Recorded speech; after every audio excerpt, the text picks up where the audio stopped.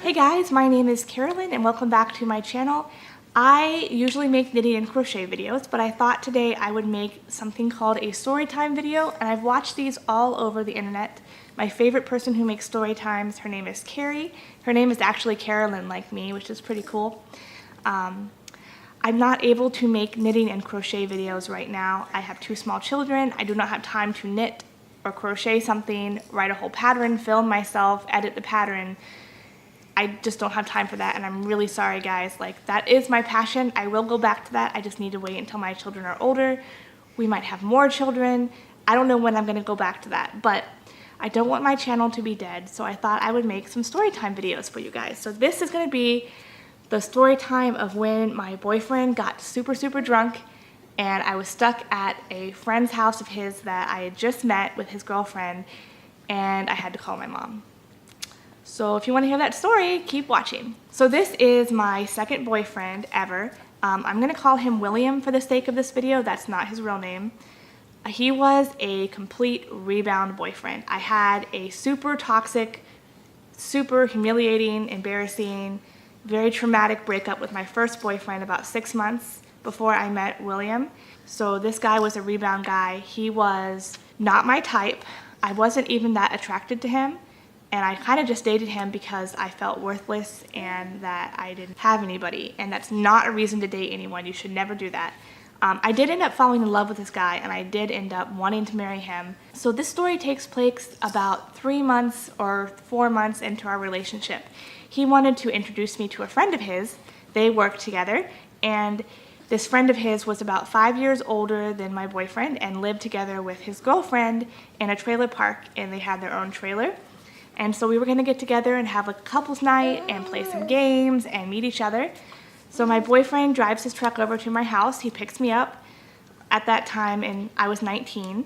My boyfriend had his own vehicle and lived by himself with his brother, and I shared a car with my sister and lived at home with my mom and my sister. He picked me up, we went over to his friend's house. Their trailer was so cute. Like, this girl knew how to decorate. It was adorable. So we met them, we were playing card games. I think we played Rummikub and charades, and they had alcohol there. Now my boyfriend and I were both 19. We were both underage, so we both should not have been drinking. But my boyfriend was drinking, his friend was drinking, his friend's girlfriend had a few drinks, and I sipped on a drink because at that point I wasn't sure what I thought about alcohol, and I wasn't into the drinking scene. Like, I'd had a drink a few times before that, but it wasn't something that I normally did. So I was just drinking mostly because everybody else was, and I wanted to fit in and be cool and be liked, because I really liked my boyfriend. I really wanted our relationship to work because my last one failed in such epic proportions. And I wanted my boyfriend's friend and his girlfriend to like me. His girlfriend was super cute and she was adorable. She did like photography, and at that point in my life I was really into photography. And she took like amazing pictures, and I was in awe of them. And so I really wanted her to like me, and I really wanted us to become friends. So we're nearing the time when I have to get home, around 10:30, and I noticed that my boyfriend's slurring his words.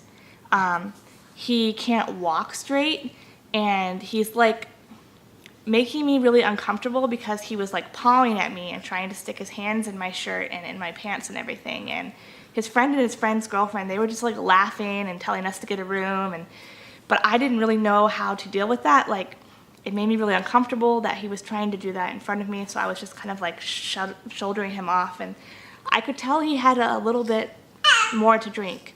And as the time got closer, I realized that my boyfriend can't drive me home. Like, he is plastered, he's drunk.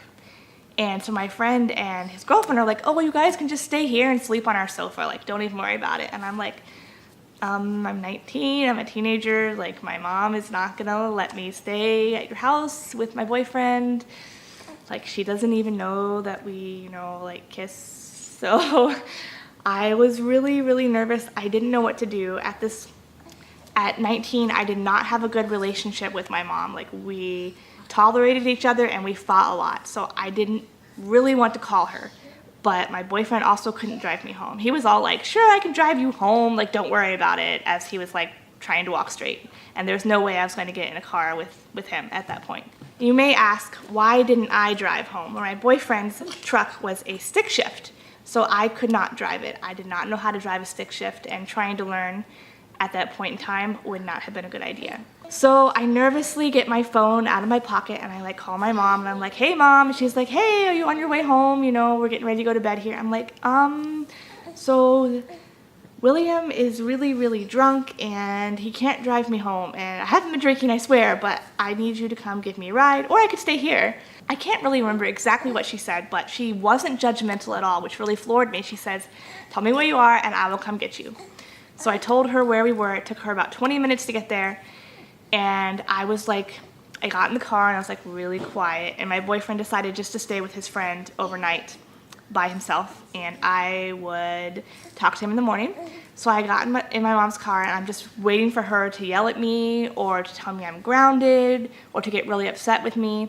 Really what she said is that I could call her anytime I needed a ride, if my ride was drunk or I was drunk or I had been drinking a lot. And she said she was really proud of me for calling her, and I remember sitting there just really quiet, like completely floored, because that was not the response I was expecting from my mom. So she drives me home and I go to sleep, and the next morning I call my boyfriend and I ask him, how was your night? He was like, well, you know, he had a little bit of a hangover, and he said, I just woke up to his friend and his friend's girlfriend, and they had a one bedroom and he was sleeping in the living room having like the loudest sex ever. And so that was pretty funny. So thank you guys for watching my first story time. I hope you liked it. I would love to tell some more stories about my life, and this story is just for entertainment purposes. I am not trying to vilify anyone or glorify myself. Certainly I've made mistakes too, but I hope you guys have a great day. Bye.